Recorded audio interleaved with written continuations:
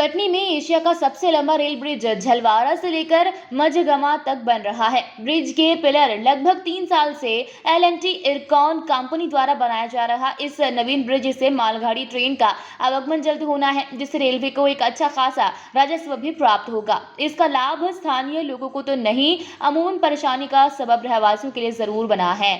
इस ब्रिज निर्माण कार्य के दौरान स्थानीय जनता परेशान होती हुई नजर आ रही है।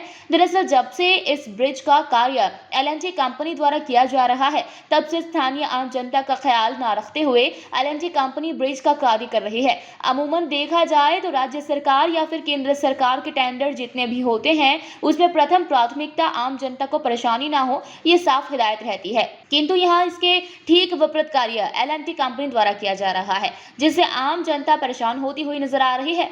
दरअसल L&T कंपनी के कार्य से जगह जगह मुख्य मार्गों में गड्ढे हो गए हैं। विगत 2 वर्षों से ना तो रास्तों के गड्ढों में पैच वर्क किया गया, ना ही उन गड्ढों को समतलीकरण किया गया, जिसका मुख्य कारण अत्यधिक डस्ट उड़ना देखा जा सकता है, जिससे सामान्य वातावरण में अत्यधिक प्रदूषण फैल रहा है।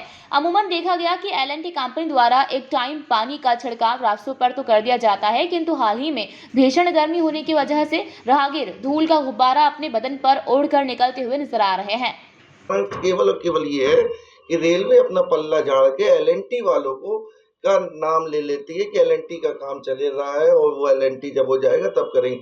क्या तब तक पूरा शहर की महिलाएं बच्चे वहां पर कब तक गिरते रहेंगे, कब तक होता रहेगा? जैसे कोई भी टेंडर होता है तो उसके लिए पहले से ही गवर्नमेंट की हिदायत रहती है कि पब्लिक को कोई असुविधा ना हो, तो उसको देखते हुए क्या कंपनी काम नहीं कर रही? कंपनी में मैंने जो L&T का फॉर्मेट पढ़ा हुआ है उसमें साफ शब्दों में लिखा गया है, आप अपना काम करेंगे लेकिन पब्लिक को उसकी असुविधा नहीं होनी चाहिए।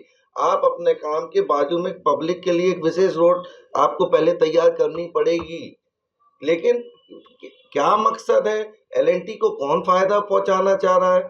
पब्लिक से कौन नहीं जुड़ना चाह रहा है? जैसा कि अभी आज जरा सी बारिश में वहाँ पानी भर गया था और आपने उसको निकलवाया भी, मैंने भी देखा उसको।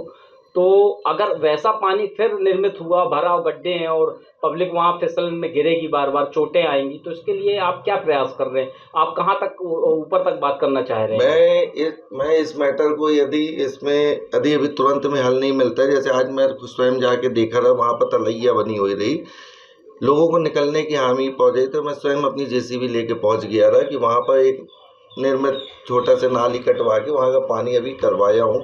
लेकिन अभी भी वो इतनी जर्जर स्थिति में है कि मैं स्वयं कलेक्टर के पास, यदि उसने कोई वो नहीं किया तो मैं L&T के खिलाफ स्वयं अपने वार्ड वासियों को लेकर के आंदोलन छेड़ दूंगा, क्योंकि मैं जनता के साथ हूँ।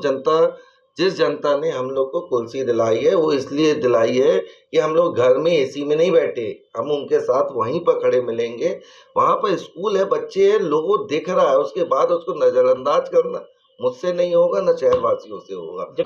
वेस्ट सेंट्रल रेलवे मजदूर संघ जब से L&T इरकान के द्वारा L&T कंपनी काम करा रही ग्रेड सेपरेटर का, तब से रोड की दुर्दशा पूरे NKJ कटनी परिक्षेत्र में है। इसको लेकर के जोनल प्रशासन को और मंडल प्रशासन को वेस्ट सेंट्रल रेलवे मजदूर संघ हमेशा अवगत कराता रहा है और एक बार विवश होकर के धरना प्रदर्शन किया गया। धरना प्रदर्शन में हमको यह बताया गया कि जल्द ही इसमें पैच वर्क और रोड को नया बनाया जाएगा, लेकिन कुछ काम तो चालू किया इन्होंने, पैच वर्क भी उस समय किया, लेकिन जो उस समय पैच वर्क करने के बाद जो कटनी के परिक्षेत्र का KMZ इलाके का है, इन्होंने सिर्फ उसमें मिट्टी डाल दिया। मिट्टी डालने का मिट्टी गर्मी में बह गई और अभी पहले बरसात में ही स्थिति ऐसी जर्जर हो गई कि लोगों का चलना मुश्किल हो गया है और कर्मचारी परेशान हो रहे हैं और आए दिन एक्सीडेंट भी हो रहा है। वेस्ट सेंट्रल रेलवे मजदूर संघ पुनः इसको लेकर के उच्च अधिकारियों को बताने का काम करेगा और अगर इस पे नहीं करेंगे तो बाध्य होकर के हम पुनः धरना प्रदर्शन पर बैठने का काम करेंगे। देखा जाए तो आगामी अभी बारिश। कटनी से प्रवीण कुमार पाराशर की रिपोर्ट।